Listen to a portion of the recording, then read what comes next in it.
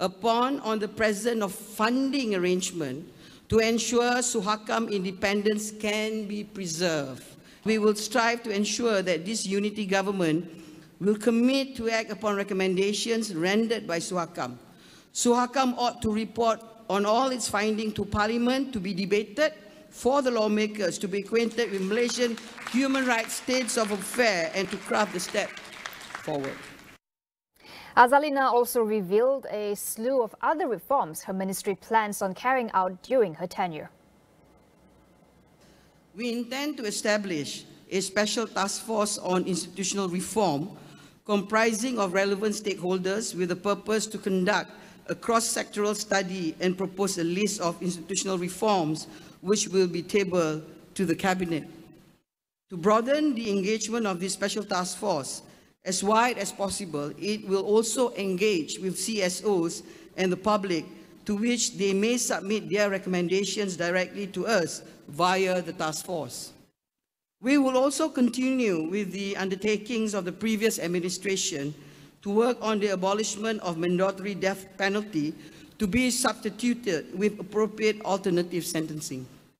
In the same vein, we would also like to propose to the Cabinet to set up our very own Law Commission in Malaysia. A standalone Law Commission independent of the Attorney General's chambers will enable it to engage with a broader spectrum of talent, not just within the legal field, but also amongst the sociologists, scientists, and the business community to propose reforms to the necessary laws, for it has to be fit for purpose and time. Gabungan Rakyat Sabah GRS is confident the 4 Sabah Bersatu MPs will not be affected by the anti-party hopping law, which came into effect October 5th. In a statement, the coalition and the 4 MPs elected under its ticket during the 15th general elections said that they were aware of the law even before contesting last November 19. In a statement, GRS Secretary General Datuk Sri Masidi Manjun said they will inform the Speaker of Parliament if and when necessary of their position and will issue a statement accordingly. On Saturday, GRS Chairman Datuk Sri Haji Noor announced that 4 Sabah Bersatu leaders had unanimously decided to leave the party but would remain under GRS. The 4 MPs are Datuk Mat Bali Musa Sipitang, Minister in the Prime Minister's Department Datuk Armiza Muhammad Ali Papar, Datuk Jonathan Yassin Ranau, and Deputy Tourism, Arts and Culture Minister Khairul Firdaus Akbar Khan Batu Sapi. Meanwhile, Law and Institutional Reform Minister Datuk Sri Azalina Othman Syed said she is awaiting an official report from the Attorney General's chambers on the status of the MPs. She added that under the anti-party hopping law, the Dewan Rakyat Speaker would have 21 days to decide after receiving an official notification. The law states that MPs stand to lose their seats if they move to another party, with exceptions given to MPs sacked by their party or if their party is dissolved or deregistered. The Civil Aviation Authority of Malaysia will introduce 2 new systems to speed up flight arrivals at KLIA and KLIA2 by 18 to 22 minutes. Transport Minister Anthony Loke said the initiatives will commence on May 18th next year to allow sufficient time to provide training to air traffic controllers. With the new systems in place, Loke said air traffic movement would be more straightforward and queue time for arriving flights can be shortened. This will in turn reduce fuel and operation costs for airline companies. He said that it is estimated that airline operators could save up to 500 million ringgit annually on fuel costs. The move, he added, would also reduce carbon footprints and help mitigate climate change. In a separate matter, Loke said airline companies have been told to increase flight frequencies, especially during festive seasons, to ensure that flight tickets are affordable. He said the Civil Aviation Authority of Malaysia have agreed to extend airport operation hours to boost flight frequency, particularly late-night flights. As such, airlines would have no excuse not to increase the frequency of flights. Loke said if airline companies increase the number of flights, supply and demand would reach an equilibrium and reduce dynamic pricing. The Health Ministry will begin an initiative to tackle the issue of period poverty by providing free sanitary pads for underprivileged women. Its Minister Dr. Zaliha Mustafa said the initiative will begin in her office before expanding the reach of the program further. She said the move would be a catalyst in highlighting the issue. Untuk kita meningkatkan lagi tentang hal period poverty ini di peringkat yang lebih orang kata lebih firm dan polisi lah ya. So sebab selama ni di bawah saja tentang program-program yang kecil-kecilan. So sebab tu saya mulakan sebab kita wanita, jadi kita nak mulakan yang itu dulu. So kita buat mula di Pejabat Menteri, lepas tu di seluruh lah harapnya lah mendapat sokongan daripada kementerian juga di seluruh kementerian dan kemungkinan selepas itu kita buat kerjasama lah mungkin dengan agensi ataupun dengan mungkin kementerian interministerial yang akan melihat khusus on period poverty ini. When asked if the ministry would include this in future health ministry budgets, Dr. Azalina said plans are underway to do so. Previously, the government provided monthly assistance with feminine hygiene kits to 130,000 teenagers from the B40 group under Budget 2022 to address period poverty. Sarawak will issue temporary documents to stateless children so that they can attend school when the new term begins in March next year. Women, Childhood and Community Wellbeing Development Minister Datuk Sri Fatimah Abdullah said about 100 applications for temporary documents were received by respective district officers since applications opened November 1st. The Dalat MP said this was a Sarawak government initiative which started this year to give stateless children access to education and health facilities. She also emphasized that the temporary document is issued to individuals born in Sarawak aged 21 years and below and can only be used in the state. Only those who have applied for citizenship under Article 15A of the Federal Constitution can apply for the temporary document. We will go for a quick break. Stay tuned for more.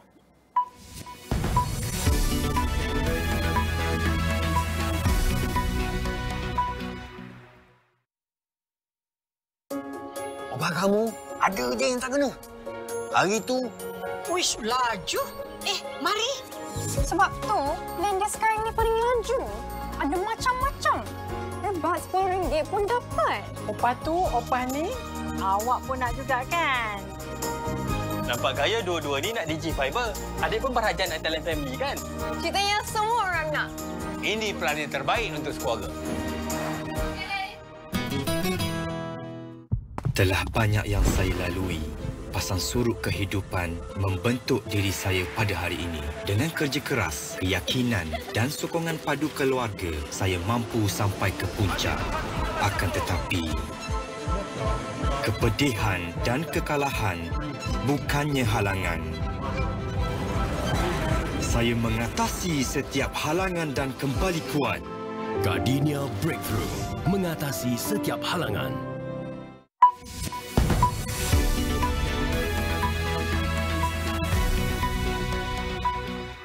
Welcome back. Iran today publicly executed a second man linked to protests that have shaken the regime for almost 3 months. The country's judiciary said Majid Reza Ranawat was hanged in the city of Mashhad after a court found him guilty of killing 2 members of security forces. The hanging took place despite domestic and international outcry over the execution of the first protester, Mohsen Shekari, last Thursday, who was charged with injuring a government security agent and blocking a street. Both executions are seen as acts of intimidation against anti-government protesters.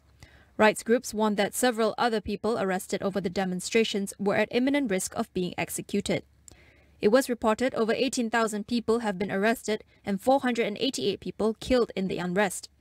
Nationwide protests erupted after the killing of 22-year-old Mahsa Amini in the custody of morality police enforcing strict mandatory dress code laws.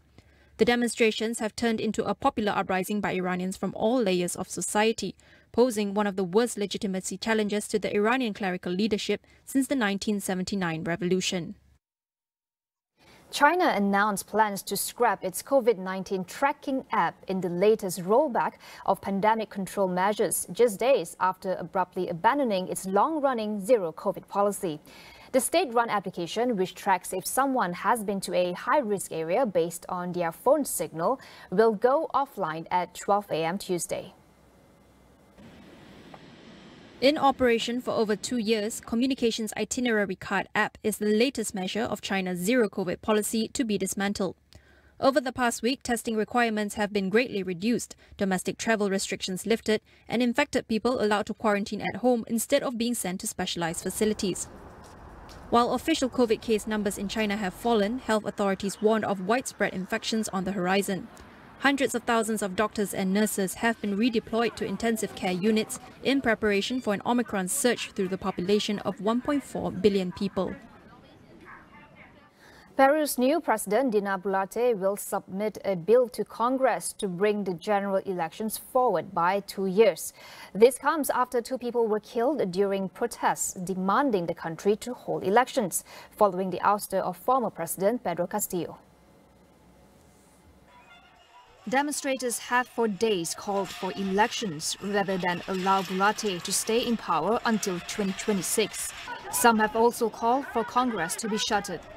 Boluarte said she will propose to schedule the general elections for April 2024.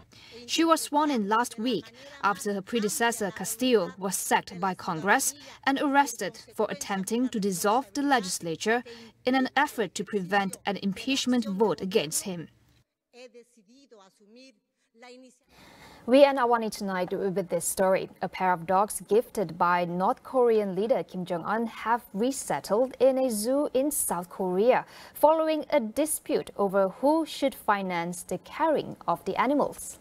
The dogs Gomi and Songgang had stayed at a veterinary hospital before they were moved to a zoo run by a local government in the southern city of Gwangju. Kim had gifted the dogs to former South Korean President Moon Jae-in after their summit talks in Pyongyang in 2018. However, Moon gave up the dogs last month, citing lack of financial support for the canines from his successor Yoon Suk-yeol. Yoon's office has denied the accusation, saying it never prevented Moon from keeping the animals and that discussions about financial support were still ongoing. That is all we have for you for AWANI tonight. I'm Cynthia Ng. Thank you for watching and good night.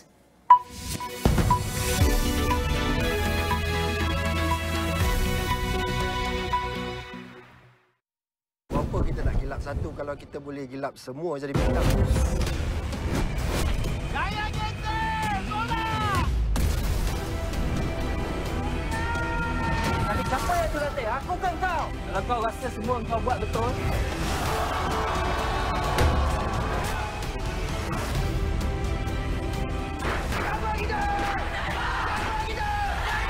Anak Rimau, sewa dan stream on demand atau sili kesaluran 480.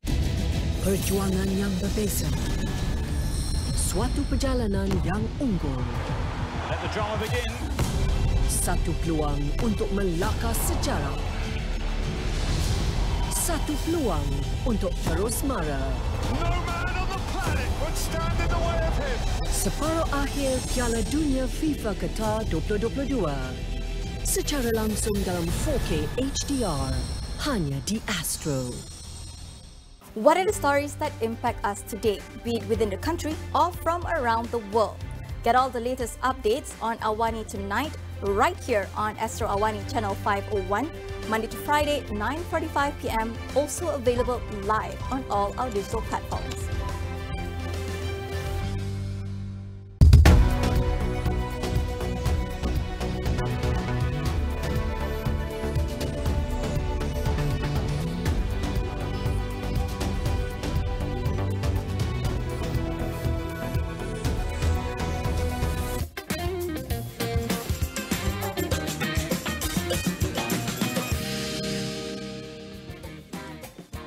Hello and good evening. I'm Melissa Idris. Welcome to Consider This. This is the show where we want you to consider and then reconsider what you know of the day. There are several political developments of note over the weekend, including the naming and swearing in of deputy ministers. Several MPs from Bersatu Sabah have quit the party, putting the anti-hopping law to the test. And Perikatan Nasional has named its Secretary General Hamzah Zainuddin as leader of the opposition. Joining me now to help make sense of all these recent political developments, I have on the line political scientist Professor Wong Chin Huat. He's the Deputy Head of Strategy for the United Nations Sustainable